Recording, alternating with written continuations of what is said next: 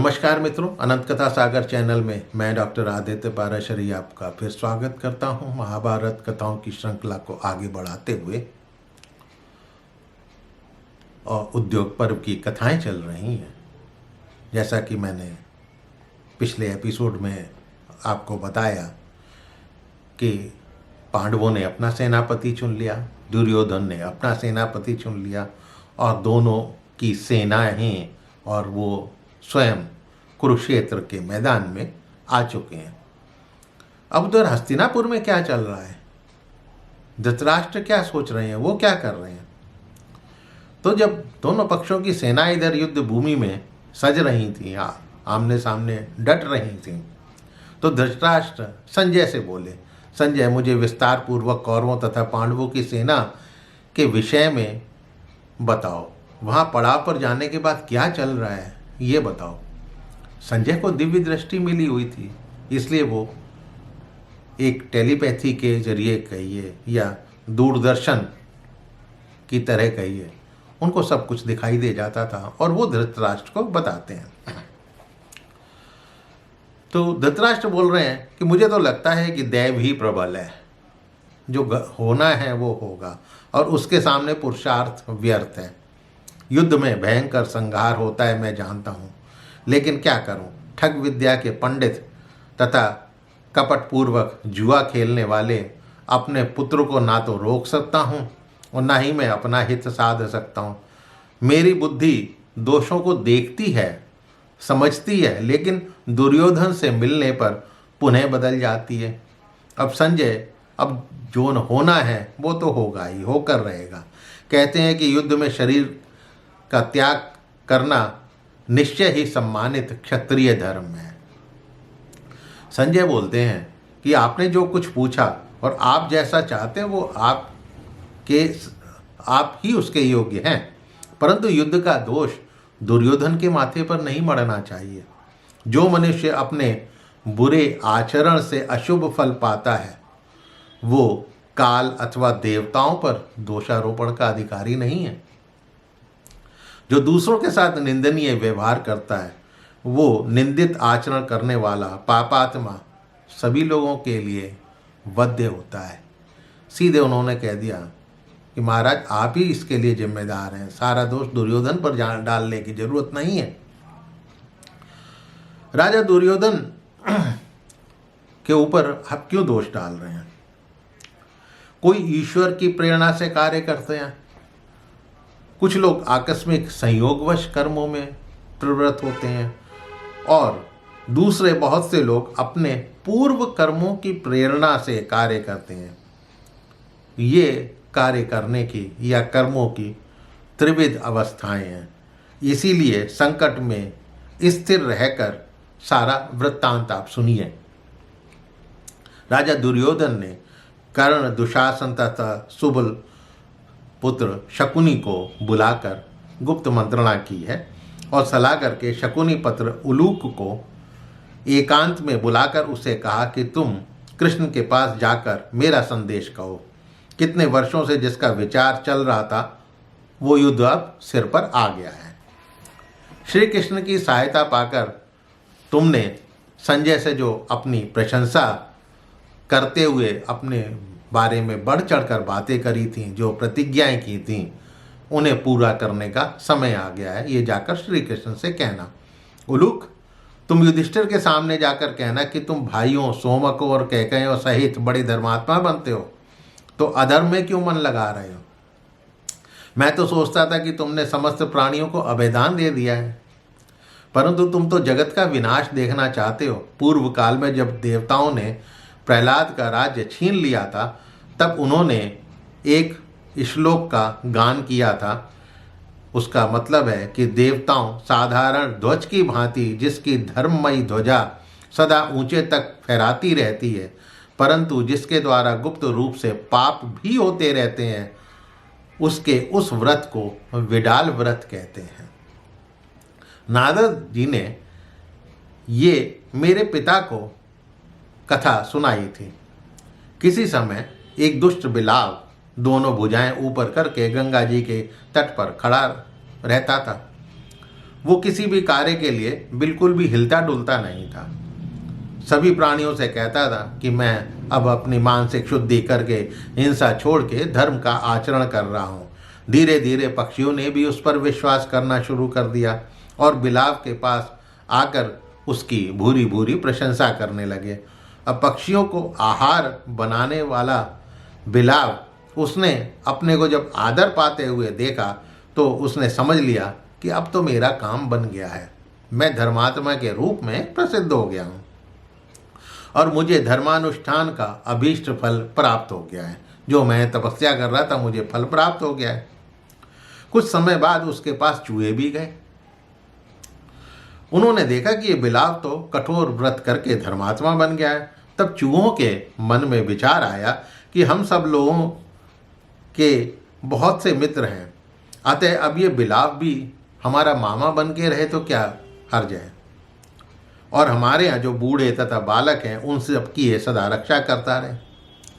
ये सोचकर वो चूहे जो है बिलाव के पास गए और जाकर बोलते हैं, मामा जी, हम सब लोग आपकी कृपा से सुखपूर्वक विचरना चाहते हैं।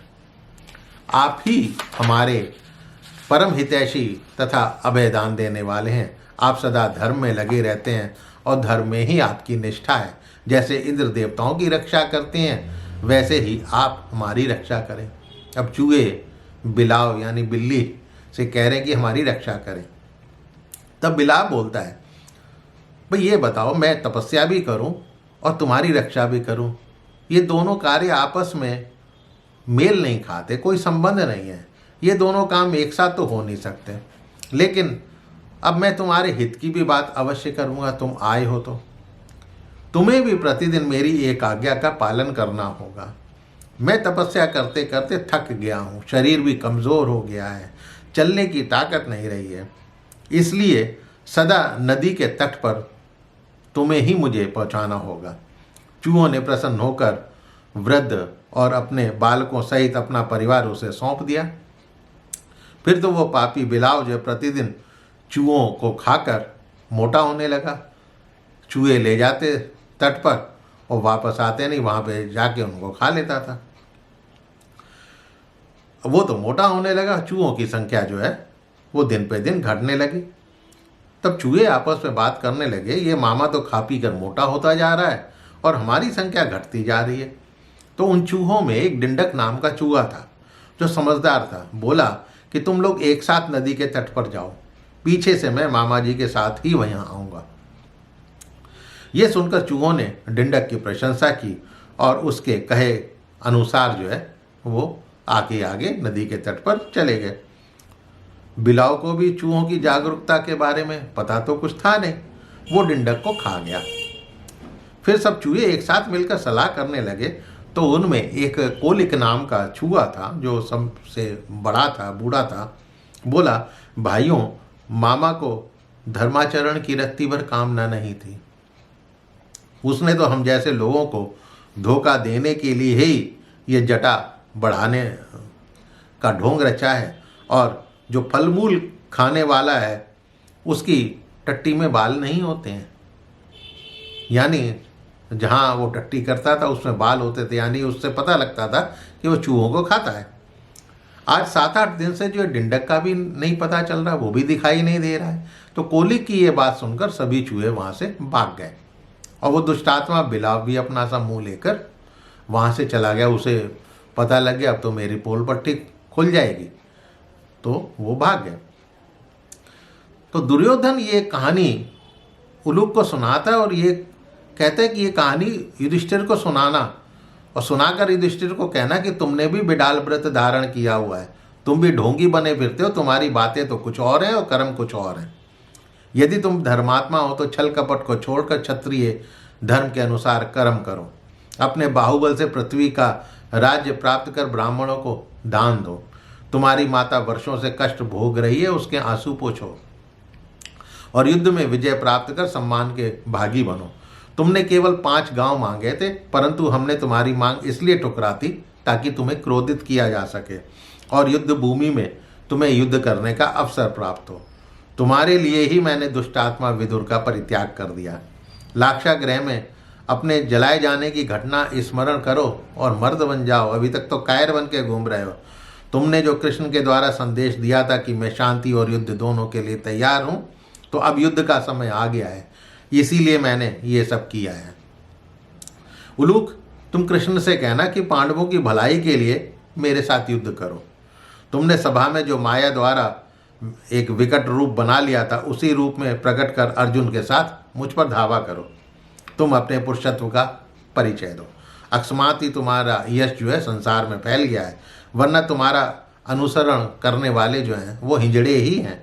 मेरे जैसे राजा के लिए कंस के सेवक के साथ युद्ध भूमि में उतरना शोभा तो नहीं देता। उलूक, बिना मूंछों के मर्द और अधिक खाने वाले अज्ञानी भीम को कहना कि तू विराट नगर में मेरे कारण ही रसोइया बन के रहा है, और यदि तुझ में शक्ति हो तो अपनी प्रतिज्ञा पूरी कर। दुशासन का रक्त पी लेना।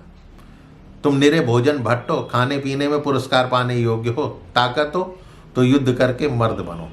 और विराट और द्रुपद से कहना कि परम गुणवान सेवकों ने भी अपने स्वामियों की अच्छी तरह परख नहीं की है। युधिष्ठिर श्रद्धा के योग्य नहीं है, फिर भी तुम उन्हें राजा मानकर युद्ध करने आए हो, तो संगठित होकर मेरे वध के लिए प्रयत्न करो।